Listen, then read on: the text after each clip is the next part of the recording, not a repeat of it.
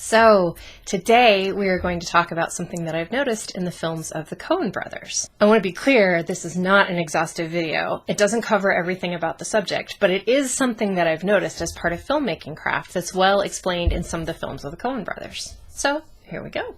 One of my mentors in grad school told me that any book teaches you how to read it. She didn't mean that every book literally comes with a tutorial, but that as you open a book and read its first pages, the book will give you clues as to what kind of experience you're about to have. Add up more clues and you figure out more and more about what you're reading.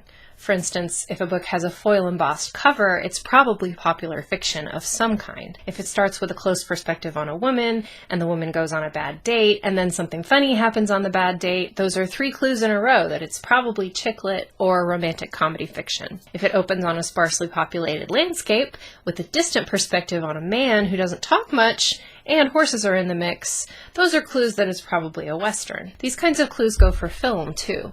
Films give you lots of information about how to read them. Studios were very good at this in the early 20th century. As an example, here's the credit sequence from The Big Sleep from 1946, directed by Howard Hawks.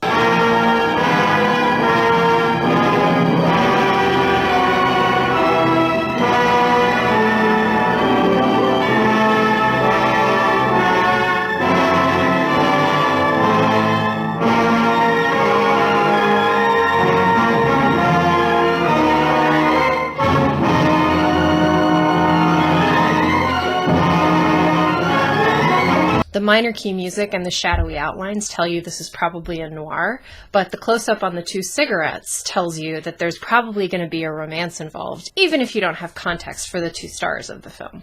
You just put your lips together and blow. Conversely, here are the credits for the second Thin Man movie from 1936, directed by W.S. Van Dyke.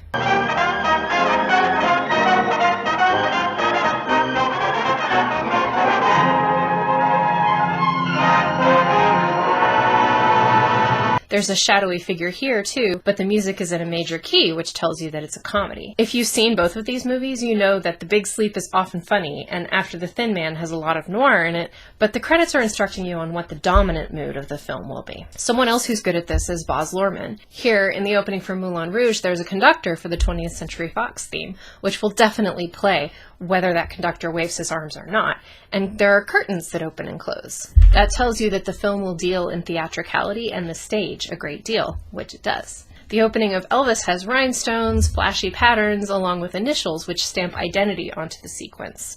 Elvis had a thing for totems, for putting his personal style and stamp on everything he did, and Luhrmann is echoing those choices in this biopic's credits. After those examples, let's talk about the Coens. They're extremely good at giving information to the audience, too good for me to cover everything they're doing here. But the opening of Oh Brother, Where Art Thou fools the viewer into thinking it's one kind of film, and then reassures us that it's another.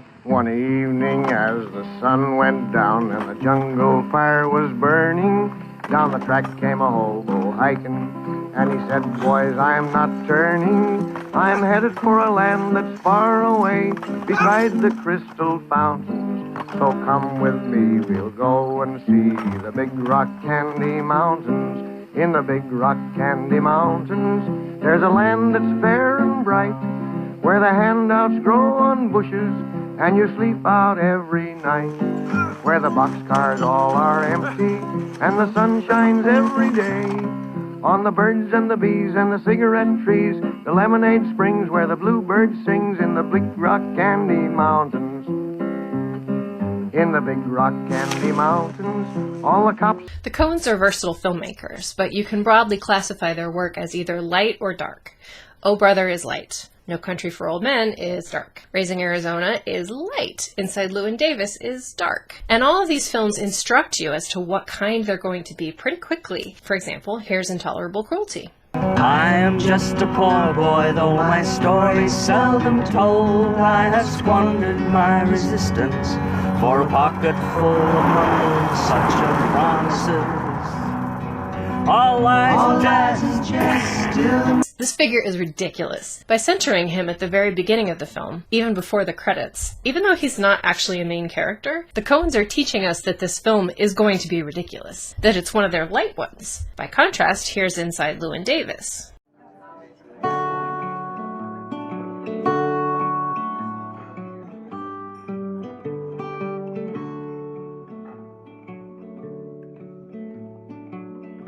Hang me, oh, hang me. I'll be dead and gone. Hang me, oh, hang me. I'll be dead and gone. Wouldn't mind the hanging, but the laying in the grave so long. Poor boy, I've been all around this world.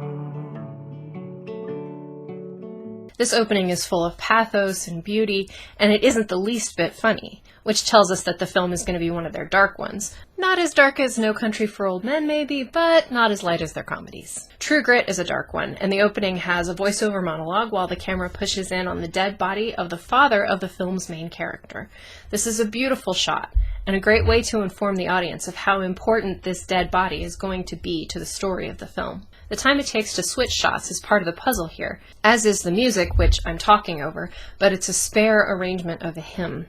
By contrast, here's the opening of Raising Arizona, which takes almost no time at all to demonstrate what it's doing. My name is H.I. McDonough. Call me High. The first time I met Ed was in the county lockup in Tempe, Arizona. Don't forget his profile, Ed. Turn to the right! This opening too has a voiceover monologue, but it has fast, light-hearted music, and there's humor in the performances as well as the camera placement. This is a light one, and it takes very little time to show us that. Let's go back to Oh Brother, Where Art Thou? The opening shots of this film are beautiful, and they're careful. They offer a lot of information about where and when we are, and a lot of respect for what they're depicting. The nature of what's going on in these shots is not funny, it's slave labor, and the threat from the white men patrolling around is always there. At the same time, you have these magisterial movements of the camera, either on cranes or on tracks, with the landscape always a supporting player. This is the case for just over a minute. Then we fade out and fade up again with the film's title and the music. The next shot is a stationary one, 2 clips of physical comedy in between titles, and the one after that is comical in framing and timing, the 3 heads next to each other. The music is also instructive because it's old-timey, which is relevant to the plot of the movie, and its lyrics are whimsical while still being relevant to the character's situation. Oh Brother was the first Coen Brothers movie I saw where I noticed that the openings usually give you a pretty clear verdict within 2 or 3 minutes on whether the film is going to be light or dark. But now I always notice it. Not all of their movies do this, and Fargo in particular is an interesting case, but I'm pretty much out of time here. Your comments on what Fargo is up to are welcome, but otherwise I'll see you next time. It's a pity to waste a whole Monte Cristo.